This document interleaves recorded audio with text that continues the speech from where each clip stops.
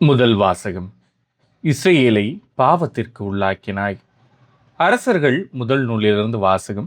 அதிகாரம் 21, இறைவசனங்கள் 17 முதல் 29 முடிய.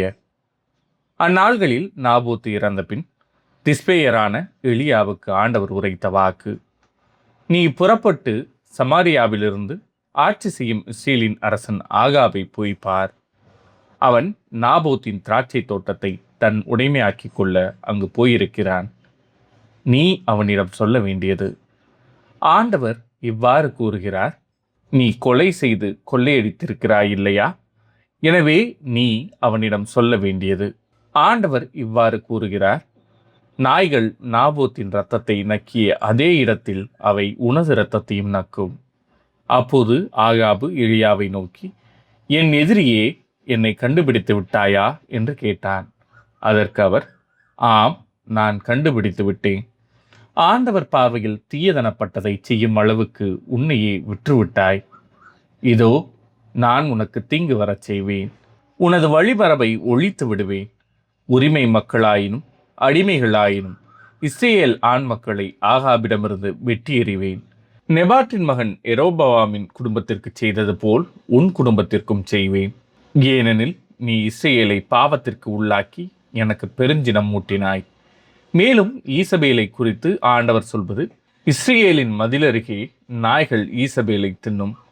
ஆகாவை சார்ந்தவர்கள் நகரினுள் மடிந்தால் நாய்களுக்கு இரையாவர், நகர்ப்புறத்தை இறந்தால் வானத்து பறவைகளுக்கு இரையாவர் என்றார். ஆண்டவர் பார்வையில் தீயதனப்பட்டதை செய்யும் அளவுக்கு தன்னையே விற்றுவிட்ட ஆகாபை போல் கெட்டவன் எவனும் இருந்ததில்லை. ஏனெனில் அவனுடைய மனைவி ஈசபேல் அவனை தூண்டிவிட்டால்.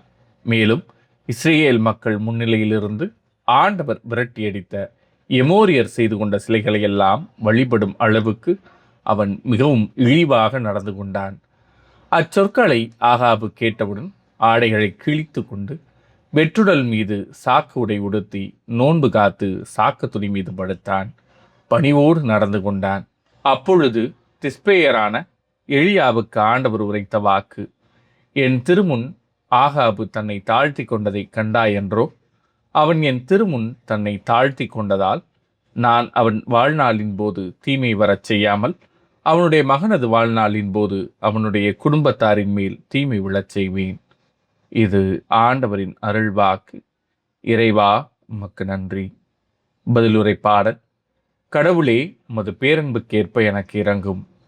கடவுளே, உமது பேரன்புக்கேற்ப எனக்கு இரங்கும். உமது அளவற்ற இரக்கத்திற்கேற்ப என் குற்றங்களை துடைத்தருளும். என் தீவினை முற்றிலும் நீங்கும்படி என்னை கழுவியருளும். என் பாவம் அற்றுப்போகும்படி என்னை தூய்மைப்படுத்தியருளும். கடவுளே, உமது பேரன்புக்கேற்ப எனக்கு இரங்கும். ஏனெனில் என் குற்றங்களை நான் உணர்கின்றேன். என் பாவம் எப்போதும் என் மனக்கண் முன் நிற்கின்றது. உமக்கு எதிராக நான் பாவம் செய்தேன், உம் பார்வையில் தீயது செய்தேன். கடவுளே, உமது பேரன்புக்கேற்ப எனக்கு இரங்கும்.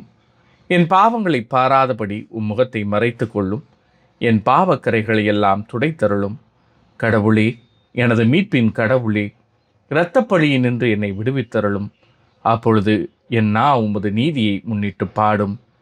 கடவுளே, உமது பேரன்புக்கேற்ப எனக்கு இரங்கும். நற்செய்திக்கு முன் வாழ்த்தொலி.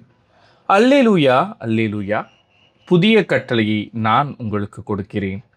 நான் உங்களிடம் அன்பு செலுத்தியது போல நீங்களும் ஒருவர் மற்றவரிடம் அன்பு செலுத்துங்கள் என்கிறார் ஆண்டவர். அல்லேலூயா. நற்செய்தி வாசகம். உங்கள் பகைவரிடமும் அன்பு கூறுங்கள்.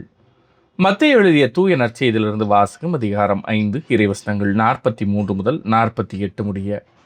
அக்காலத்தில் இயேசு தம் சீடருக்கு கூறியது: உனக்கு அடுத்திருப்பவரிடம் அன்பு கூர்வாயாக, பகைவரிடம் வெறுப்பு கொள்வாயாக என கூறியிருப்பதை கேட்டிருக்கிறீர்கள். ஆனால் நான் உங்களுக்கு சொல்கிறேன், உங்கள் பகைவரிடமும் அன்பு கூறுங்கள்.